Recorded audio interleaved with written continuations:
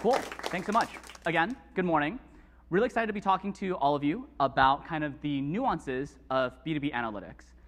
And so before we jump in, first, just to give a quick overview of where we're going to be headed, I'm going to just introduce myself real quick, and then take a quick step back and really consider what is the value of analytics anyways, kind of what is it that it enables us to do, and then from there actually talk about some of the key differences that you might see between business-to-business analytics versus business-to-consumer analytics.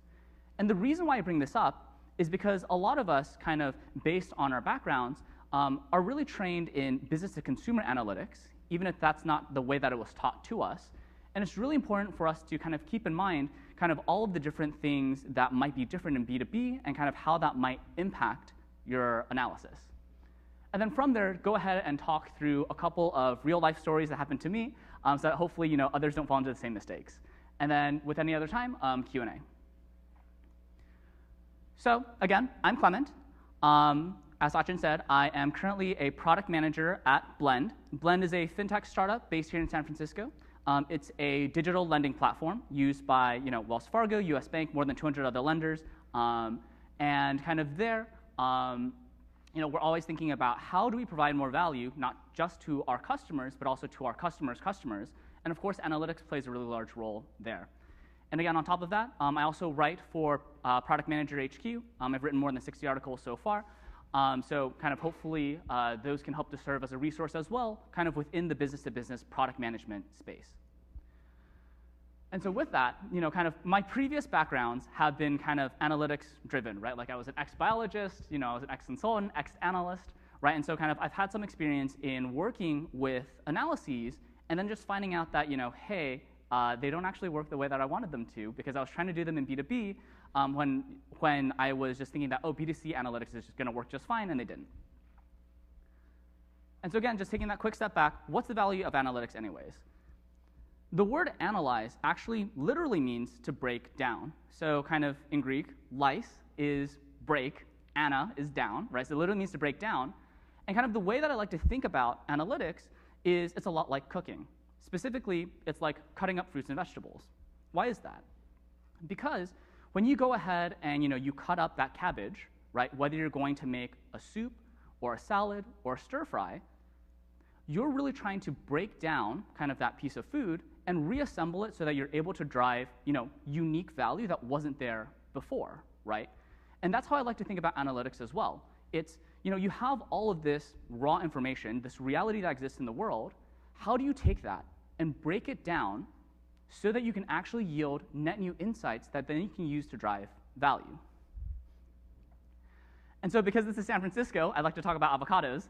And so the thing is, there are a lot of ways to do a good analysis, just like there are a lot of ways to cut avocados, depending on whether you want to make guacamole or if you want to make a salad, or whether just based on whatever dish it is that you're looking to make, you might cut your avocado very differently. But surprisingly, there are a lot of bad ways to cut avocados too. And so that's really cringeworthy, right? Like that looks really bad. And one of the things that I think people don't necessarily realize is that when they're cutting fruits and vegetables, right, there are actually a lot of assumptions that you're bringing to the table that you're actually working around, right? So this person, when they cut that avocado, they cut it in the way that they might cut a carrot. A carrot you kind of cut from one end to the other, right, in slices. And that has a fundamental assumption that in the center of that carrot, it's still edible, right? But an avocado has a pit that you can't actually eat. And so the problem of cutting up your avocado incorrectly is that it actually creates negative value. It detracts from you. Now you have to invest all of this extra effort to be able to get it to be something useful. And I'd say it's very similar in analytics. Kind of, if you're not aware of the assumptions that you're bringing to the analysis, and if you're not aware of kind of which assumptions are being violated, that can cause you to actually take a step backwards and not make forward progress, right? So again, kind of in terms of cutting avocado, the reason why you can cut to the pit is because there's a pit that you can't eat, whereas in carrots, you can just cut right through that. And so I think another example, right? So when we think about a square versus a rectangle, let's say that we want to look at the areas for each. And so for a square, it's quite easy. All I need to know is I just need to know one side Because as soon as I know that one side, I can go ahead and get the area of the square. It's just the side squared, right? But for a rectangle, I actually need two pieces of information. I need to know the width and the height. And so the thing is, because the square is a special rectangle, it enables us to make a shortcut. It tells us, oh, you only need to know one side to get the area. But you can't bring that into analyzing a rectangle because a rectangle is fundamentally different. You've lost the assumption that all of the sides are the same. And so I think that's a really good analogy for thinking about business-to-consumer analytics versus business-to-business analytics. Because in business-to-consumer analytics, there are all of these fundamental assumptions that are baked into the premise of doing something like an A/B test, of doing something like a cohort analysis that may be violated when you're trying to do the same thing in business-to-business. And so again, if you make bad assumptions, it's like cutting that avocado really poorly, right? Please don't do this. So, kind of for this next part, in terms of talking through the different assumptions, I figured rather than kind of lecturing you all like, oh, like there's this principle and that principle and kind of here's all the math that works behind it, I figured it might make a little more sense to actually talk about analyses that I've done and kind of places where I've run face first into making bad assumptions and then having to redo the work. Because I figured that story will stick a little bit better. So first off, one of the things I was working on in the past was this CRM desktop application, really enabling real estate agents to be a lot more productive in working with their buyers and their sellers, these leads, right? And one of the things that we had released was we had released this new functionality to enable them to update their leads more easily. And so the open question was, hey, are real estate agents actually more productive, right? And so originally I was like, great, all I have to do is an A/B test. This is going to be super easy. The test group is going to be some randomized set, and they'll go ahead and have this new feature. The control group is another randomized set. They won't have this feature. I'll compare them A to B, and then the test group, kind of however much better they perform, we can use that, figure out whether it works or not. But there's a problem. In B2B, it's actually quite frequent that you won't have a high enough N to actually get statistical significance, right? And I think within B2C, we kind of have this thought that like statistical significance is this holy grail. Like the analysis doesn't mean anything unless it's statistically significant. And that's okay to do in B2C because you might have hundreds of thousands of users, millions of users, right? But in B2B, sometimes you may only have up to 5,000 users, right? You'll never get statistical significance. And so what does that mean? It means that instead of using statistical significance as a crutch, we now have to find other ways with which to validate our results and to be comfortable with running with directional confidence, right? So in terms of this feature that we'd released, we found that agents were updating their leads, 70% more test versus control. And the thing is, we didn't get statistical significance, but like 70% is a lot, right? And so what we did to back it up was we actually went out to real estate agents, right? And we asked them, what's the difference between, why is the test, better for you? And they gave us all this really amazing qualitative information that helped to validate the quantitative results that we got. Another thing that happens a lot is in business to business, a lot of the key transactions, a lot of kind of your like key unit of analysis can actually take a very long time, which doesn't typically happen in B2B, right? Like in in B2C. So for example, in B2C, let's say that you're looking at someone who's buying something on Amazon, right? Like they look for a thing, they buy it, it takes them something like 30, 40 minutes, right? But when someone's trying to buy or sell a home, it takes something between 60 days to 90 days, sometimes 120 days. That cycle time is really long, right? And so one of the things that I'd done was, we were launching this new operational model for real estate agents to work with their buyers and sellers. And one of the open questions is, are we actually accelerating their ability to transact, right? And in doing so, originally we were like, great, we're going to figure it out, based on the transaction time, test versus control, for our old operating model versus our new operating model, right? Like, is the new operating model going any faster? And the problem is, if it takes 120 days for a cycle to complete, that means that I can only run 3 tests per year. That's not super helpful. And so to fix that, what we had to do is we had to go ahead and understand that, look, transactions don't happen that frequently, and they take a really long time to happen.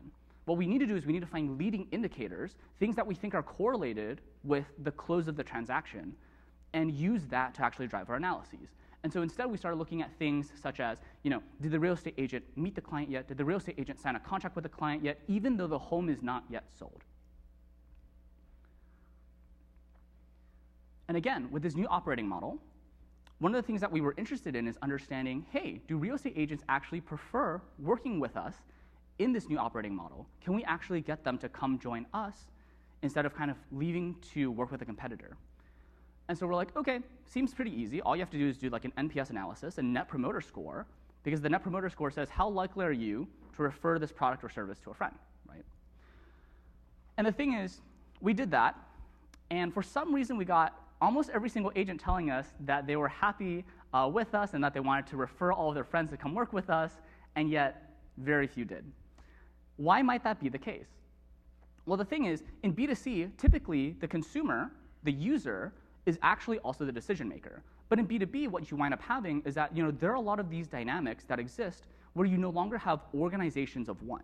You have organizations of many people where the purchasing decision, the usage decision, all of these different things are now owned by different people, right? And so what we had found was that within our new operating model, where real estate agents work directly with us, they have these branch managers that they report to. And so the branch managers, they don't want to look bad, right? Like, they don't want to be like, oh, my real estate agents hate working with you and they want to quit every day, right? Like, that's just not good on the branch manager. And so they encouraged their direct reports, the real estate agents, to go ahead and rate us higher, right? And so to fix that problem, we had to go back and we had to go and completely anonymize the NPS question, right? So instead of trying to collect which agent is answering and what branch do they belong to, we just completely anonymized it. Did we lose fidelity of the results? Yes, because we no longer have a way to attribute which branches are doing better than others, which branches are more likely to kind of refer more agents in, but that did give us a better read on actually, is this new operating model better or worse, right? And so again, in B2B, there are all of these different actors that might present themselves within an organization that you don't necessarily see within a B2C context. And then, one of the things that we've been doing is, we've created this new flow that enables loan officers to create pre-approval letters for their borrowers in just 15 minutes, when in the past it might take them something like 2 to 3 days, right? And one of the open questions that we had is, well, does this make the loan officer stickier? Does it make it so that they actually come into our platform not just to generate the pre-approval letter, but also to do all of the other tasks that they might have, right? The hypothesis is that with this new kind of pre-approval workflow, this workspace, we're going to be able to drive so much value that users come in to use the rest of the platform's functionality. I was like, oh, well, if you're looking for like engagement statistics, typically you do like a cohort analysis, right? Like you look, hey, kind of as each set of users comes in over time, how likely are they to kind of stick with the product? How likely are they to churn, et cetera, et cetera? And so we did that, except that there was a problem where when customers started onboarding onto this new functionality, they onboard in waves, kind of in business to business, right? Like when someone is onboarding to a product, typically there's like this like big announcement to the company, hey, we have this new feature, and then kind of everyone then onboards in the same week. And the problem with that is that now you can no longer cohort by calendar date, right? Because the thing is, if I try to cohort by like January 1 versus January 8 versus January 15, each cohort is now biased by which customer onboarded on that date, right? And that's not super helpful. And so we saw a ton of noise within our analysis because it was all being super driven by which customer was in that cohort. And so to go ahead and remove that bias, we actually went back and we re-cohorted based on the customer's onboard date. So basically we indexed day 0 to when did the announcement go out, and then we actually looked at like the retention kind of over each week, over each month, et cetera. And that helped to remove a lot of that bias in terms of trying to cohort by calendar date. And so kind of the assumption that was violated here is that cohort distribution is smooth over time. Kind of again, with a business to consumer product, typically what you'll see is kind of users will organically find your product. Kind of you'll see like thousands, tens of thousands of users join per week. They'll typically be independent from each other, but you don't see that in business to business because when a new feature gets released, users don't find it organically. Customers actually have to train their users to go use that feature. And so that kind of changes the way that a cohort analysis might work. And again, kind of going back to kind of quote unquote standard A/B testing, right? One of the things that I had released for my real estate agents was I had released this revamped user experience of a workflow.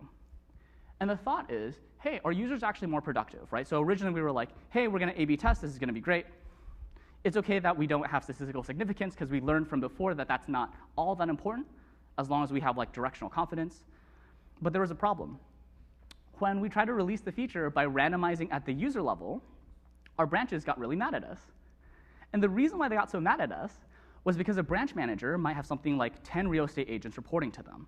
And if 3 of their agents have the new workflow and 7 of their agents have the old workflow, it is really hard for them to manage the branch, right? Like, it's just like way too much mental headache for them to operationalize that. And so they were really mad at us because like we just don't want to be, part of this analysis. And so to deal with that problem, we instead had to change it so that we were, setting up test versus control at the account level, at the branch level, rather than setting it at the user level, right? And that means kind of that potentially introduces new biases, right? Like branches may be different from one another. You can't kind of use all of your users to kind of knock out all of that, spikiness and bias, but you have to do that because you can't actually get users to adopt something if, a branch can't operationalize 2 totally different flows at once. And so like, okay, great, we learned from this mistake, that's fine, great, let's do this again. Now we have different test branches, different control branches, we know how we're gonna analyze this. And so we released it, and user adoption fell. And we're like, what the heck? Like, it seemed to do pretty well when we were doing like in-house testing, why is this new flow worse? And I think one of the things that was violated here was that users can organically self-adopt. Again, in business to business, people are trying to run their businesses off of your product, right? They have something to lose. And so they're typically not super excited when you release all of this new functionality because like, whoa. Like, I'm trying to run a business here. Like, what is all of this new stuff? I don't know how to use it, right? And so what we actually had to do to even get the test to tell us results was we had to go out to the test branches and we actually had to train them in person. And one of the objections that you might get is, wait, but if you're intervening, right, like if you're in there and you're actually training each of these branches, doesn't that bias the results? Like, aren't you just making it so that they will definitely use it? But I would actually counter the reverse, is that if you release all this new functionality and you don't train people on it, you have no idea whether it's going to make them more productive or not because you didn't set them up for success. And so I think that's one of the places that really reveals that in business to business, product doesn't move on its own. Product moves alongside process. There's a lot of change management that you have to do with your users if you want to be able to actually see, is this product creating value in the world or not? And so again, kind of hopefully that gave you a flavor of here are all the different traps that might come up when you're trying to do business-to-business analytics, right? Again, kind of summarizing some of the different things in which we walked through. Sometimes the frequency of the use case isn't that frequent. Sometimes it takes a really long time. Use leading indicators, right? Sometimes you just simply won't get statistical significance because you just don't have enough users, right? Sometimes the users themselves aren't independent. They're being controlled by someone else. Who's controlling them? Do you know how to kind of change your analysis to be able to incorporate things like that, right? Again, like the adoption pattern of users is so different in business to business because it's not like someone just sees the feature, figures out how to use it, adopts it. You need to go in there, you need to actually train them on how to use that thing. So let's go ahead and actually bring all of it together. I'll go ahead and talk through a more cohesive story where kind of each of our analyses drove value, drove actions, and then caused us to have to do another analysis, et cetera, so that you can kind of see all of the different nuances that B2B analytics might play when typically kind of we're trained on kind of B2C analytics. So back when I was working in real estate, we have this two-sided marketplace. On the one side of the marketplace, we have leads. We have consumers, people who want to buy homes or sell homes, right? And on the other side of the marketplace, you have real estate agents, people who are trying to help these people buy and sell their homes. And with any two-sided marketplace, you need to make sure that both sides are stable, or else it's not really a stable marketplace, right? And the thing is, on the consumer side, it was quite stable, right? Like, our website ranked very highly in terms of SEO, had a lot of inbound traffic, right? Like tens of thousands of leads per month. That side of the market was stable. But the problem was that on the agent side, it wasn't stable. Why? Because when real estate agents are working on leads, they actually have many different lead sources. They might get leads from Zillow, from Trulia, from Realtor, from Redfin, from Homes.com. And so they kind of treat all of these different lead sources very opportunistically. They don't kind of commit themselves to, oh shoot, I got a lead from XYZ company, I really need to go focus on this lead, right? And that caused a really bad consumer experience, because if a consumer submitted a lead, and then the agent got our lead, and they're like, it's just another lead, right? And they dropped the ball, the consumer would have a really terrible experience. So how do we ensure that agents actually commit to us? One of the things that we thought is, hey, what if we create these artificial barriers to entry so that people understand that they're actually committed to working with us? And so this is basically like a pricing model thing, right? And so what we did was we went out, and instead of having agents join our network for free and to be able to get our leads for free, we decided to start charging them instead. We said, okay, you can either pay an upfront cost, or like there's like a monthly subscription fee, or there's an annual subscription fee. And so, quick context, the way that my company kind of monetizes, we only take a cut of the commission after the real estate agent closes, right? So we were okay with giving away the leads for free because we would get it on the back end kind of after they transacted, right? And so it was actually quite controversial for us to say, oh, we're actually going to start charging these membership fees for you to join our network, right? And so we did that. And in terms of our findings, we basically found that a one-time upfront cost was sufficient. Why? Because if you charge an agent, every single month for these subscriptions, the problem with the real estate market is it's very choppy. Some months are really good, some months are really bad, and so if you charge them every month, they're gonna say, you know what, I didn't get enough leads this month, I'm out, I don't wanna work with you anymore, right? And the goal wasn't for us to monetize off of these subscriptions, the goal was for us to get agents to commit to us, to treat our leads as valuable. And so we saw that the one-time upfront cost was sufficient. But in terms of doing this analysis, it was actually quite tricky in terms of the setup. Why?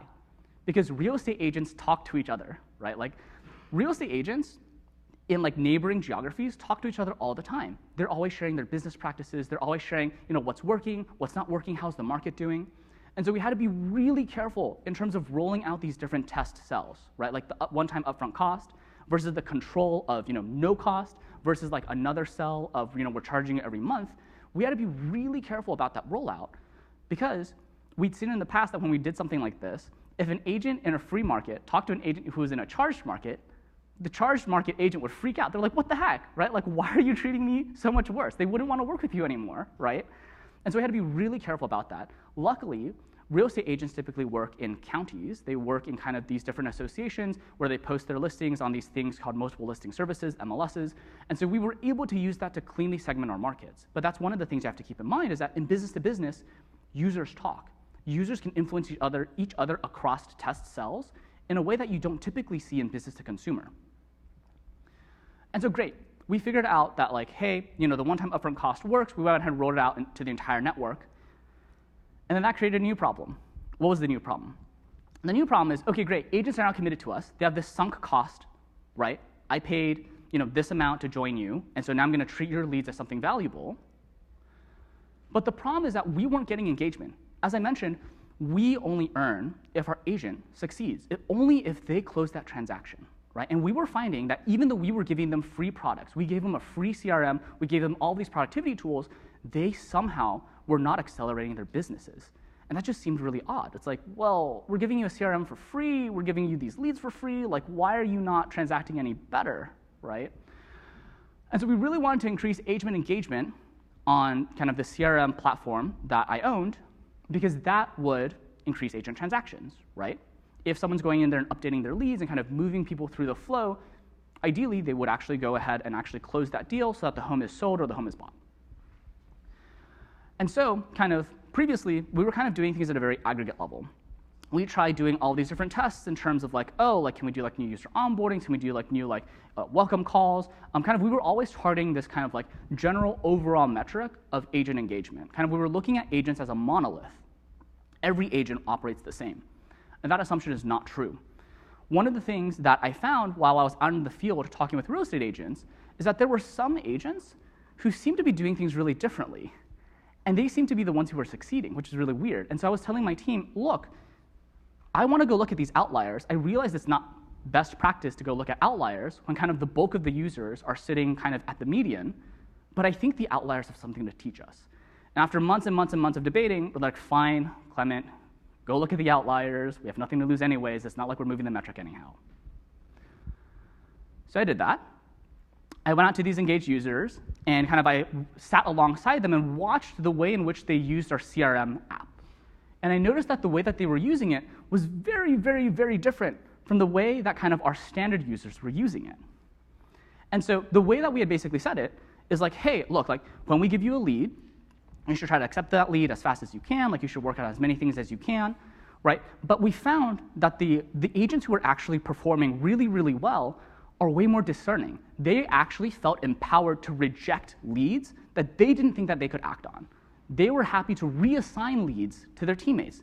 They were happy to go take vacations and basically remove themselves from the network when they weren't available. Whereas the way in which we had been onboarding all of these users before is like, you need to take every single lead that you can, because that way kind of we make sure that like the marketplace is working well. And we had forgotten that, you know, real estate agents are people. Like when they go on vacation, they're trying to go on vacation. And so if they're still trying to work on leads at that time, they're not going to give good customer service. And then that customer is going to complain about them. They're not going to be able to close that transaction, right? A couple of other very interesting things is giving feedback in app is actually really funny. So the funny story here is our really high-performing agents never gave us feedback in app. And the reason why was because they knew that they should call our hotline. Because when they give feedback in app, it goes into this like feedback collection that like the product manager, I, look at like every couple of weeks. But the thing is, a lot of their feedback had nothing to do with the CRM. A lot of their feedback was like, wait, like I need to change my email, or like I need to change like the way that I display on the website. It was all these operational things that had nothing to do with the app. It was like all very like operations focused that our client services team was better suited to solve. And the problem was that agents didn't know that. And so basically the challenges here was that we had thought that we understood the way that agents work. And so we said, here's the CRM, here's this experience, here's the way that you should use it, go use it, right? And we found that that wasn't the right way to use it. And we were lucky that we had agents who were mavericks, people who were using our platform differently and succeeding. And so in terms of kind of what were the assumptions that were violated here, typically speaking, in business to consumer, right, like users will kind of generally, over time, statistically, take all the paths of least resistance, right? Like they will help you find what is the most optimal flow. But the problem in enterprise, again, is people are trying to run their businesses. And so when you tell them, oh, I think you should do it this way, they trust you, of course. You're the one who's providing this technology. You know how it works. I'm just going to keep doing it this way. And they don't necessarily take the time to optimize for themselves what is the best way for us to do this. And so what we did, of course, was we went back into the product. We actually removed the ability to give feedback in app. We just replaced it with a hotline because that was a much better way to serve our agents. We promoted the ability to reassign or reject leads within the app in terms of the user experience rather than hiding it behind multiple screens. And in terms of our operational onboarding, we shifted the way in which we onboarded agents. And we kind of saw that after that, agents were transacting a lot better. They were a lot more engaged with us because our product wasn't actively fighting them in reality, right? And again, you don't necessarily see that in business to consumer. In business to consumer, if you have these different flows, the ones that are most valuable are the ones that people gravitate to because they are their own decision maker. There's not typically revenue on the line for them. But in business to business, because people are trying to run their businesses, they typically keep a lot of inertia. They don't like taking risks. And so again, none of these users fell out because they were already committed to us. They had already paid us that upfront one-time fee. And so they weren't going to leave us, right, because of that kind of like feeling of sunk cost. And so that was kind of, if we had not gone out and really looked at the outlier agents and understood their behavior, we might never have been able to increase engagement because we wouldn't have understood that like people aren't churning not because they don't like it, but because they can't churn. Organically, they're just not going to churn because they already paid, right? So again, kind of just sharing all my experience in business to business, I hope you realize that business to business has a lot of these broken assumptions that you might typically see validated in business to consumer. And so when you see that happen, really take a step back and understand what assumption was violated here, and how can I craft my analysis to take account of this broken assumption so that I can actually yield value. So again, I hope for all of you to not cut your avocados the way that you cut carrots. I hope that you'll go ahead and cut avocados the way that you should cut avocados. And with that, I'm more than happy to answer questions. Thanks.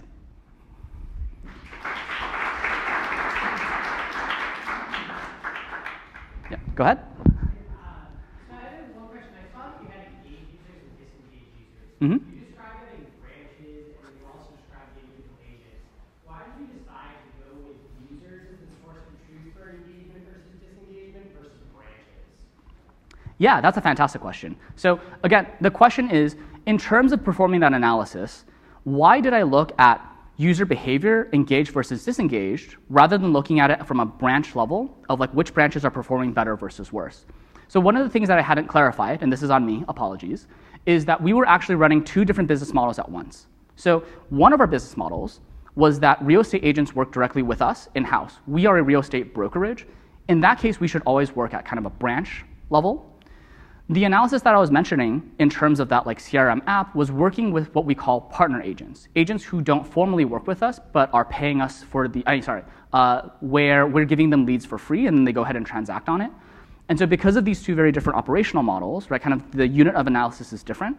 And so what I was talking about in terms of that engagement analysis was actually on the partner agent side and really trying to understand kind of which types of partner agents were succeeding versus not. And so kind of in that scenario, you had less of this like organization of one problem because like in the partner agent scenario, you had agents of all different levels kind of coming in and creating user accounts of their own, rather than all being trained together on like, oh, this is how you should use, this set of functionality. And so because of that, it was okay for us to go look at a user by user level rather than by an account level. Does that answer your question? Yeah, it was a great answer. And follow up on that is there's probably like a ton of different types of agents, like large realtors, small realtors, and they're probably like subsection. Did you do a subsection analysis of like engaged versus disengaged across large, small, medium, whatever that is? Or did you really just look at it as overall? Great question. And so in terms of looking at users, we did consider trying to break it down by different types of geographies, different types of transactions. For example, some agents work a lot with like investors, right? So like you see a lot of repeat transactions, very high home prices. Some work with first-time home buyers, right? So like the transactions are much smaller. But one of the challenges is those breakdowns just turn into noise because we don't have that many users, right? Because the thing is, if we only have, X thousand of users and you try to segment it down further, it's really hard to actually tell whether it's different or not. And so I think directionally speaking, we did go out into the field and kind of hear from a couple of users of different types, but I wouldn't necessarily say that we went and did a very robust analysis on the breakdowns and subcategories of users within this like partner agent model, just because we didn't necessarily feel like, the results that we would get would be really meaningful to us. We were kind of looking more at it from like a network perspective and less from like a how do we optimize each subsegment, especially given that the segments would have been too small for us to actually act on. So yeah. Cool. Awesome. And it's more follow-up. Just like one question is you could approach it from like focusing on the engaged users versus the disengaged users, like how to get the disengaged up versus, hey, here's what the engaged people are doing and let me do that. How do you decide to focus on having people become engaged versus helping disengaged become engaged? Yeah, great question. So I think a lot of it, really boils down to what is the higher level business objective. And so one of the things that we could have theoretically done is, hey, we already have these power users. Why shouldn't we accelerate these power users more? And I think one of the interesting things is that, again, like given that we had these two different models, what we would have wanted was we actually would have wanted the power users to convert to working with us in-house. And so we weren't actually too focused on further supercharging these power users because we had all this additional functionality in-house, and we wanted to kind of flip them over from the partner model to the kind of like the in-house brokerage model. So we weren't actually too focused on the engaged users in terms of boosting their engagement. Rather, we wanted to understand for all of these disengaged users who we would never want to bring in-house, but we still want those users out there. Because the thing is, like, there are some geographies in the United States where there just aren't that many real estate agents, and we can't put a brokerage there because kind of that like in-branch cost is way too expensive. And so we're like, okay, so we should use partner agents, but if those partner agents aren't serving the consumers on that side of the market, then the consumers will lose trust in us. And so we still need to work with them. So kind of given all of this business context, kind of going all the way back up to like what is the business value, based on that we decided that we really cared about that like very broad swath of what I called disengaged users, but were actually more like the median user, and how do we improve their experiences without going after the power users. Awesome. Thank you. Thanks. Got a question? You said that you guys went out to the branches or talked to the agents. Who did that in the company, and how did you guys get the feedback and make that actually useful with the data? Fantastic question. So again, I mentioned I was the product manager for our CRM application, both on the partner side and on the in-house brokerage side. And so I was actually the one who went out to those brokerages and went out to those branches. And the reason why I put myself out there was because I knew that kind of, how do I phrase this? I would be able to see a lot more of their workflows kind of in person. I'd be able to better understand a lot of the nuances and the pains and be better able to understand that change management, right? And so one of the things that happens a lot actually in business-to-business product management is the product manager is not just in charge of how does the product work, but also how do you position the product and help people move through that change management. And you can't do that if you don't understand what are people's current workflows. And you can't understand those workflows unless you're there in person, right? So, previously, yes, I had called up these agents in terms of like Zoom calls, right, like phone calls. But the thing is, I just wasn't getting high enough fidelity of how are they actually interacting with us? What are their pains? What does their daily work life look like? What are the other systems that they're using? And so by me actually being there in person, I was able to unlock so much more ethnographic context that I was then able to bring back for quantitative analysis, right? I think one of my own kind of favorite sayings is quantitative analytics tells you the what, but qualitative observations tell you the why. And the thing is, these two things work in a cycle, right? Like, if you have the what, you need to get why that thing is happening. And now that you know why it's happening, if you change it, is it actually changing? And if it's changing, why is that changing, right? And so to me, it was really important that I actually went out there and saw qualitatively what is actually happening within those branches to be able to understand, great, what are our next hypotheses? What is it that we want to test? So I was the one who actually went out there. And kind of you do typically see that a lot more within business-to-business product management rather than in kind of business-to-consumer where the product manager might be shielded behind like a user research type function or like a product marketing type function, because they can't afford to do that, because it's not quite as important to fully understand the user flow all the way that deeply, because the change management isn't that important in B2C versus B2B. Cool. Thank you for your time. Yeah. You spoke a little bit about that one-time charge to your real estate agents, which is so, I guess, counterintuitive to what you would think, but I do see how it would create perceived value. Could you tell me, I'm just curious, what was that one-time charge, but then also what kind of analysis or research did you do to land on that kind of charge? Great question. So again, to summarize the question, it was, hey, that one-time charge that we did to get agents to commit to us does seem counterintuitive at first, right? But makes sense that we did that now they're committed to us. How did we fall on that number, right?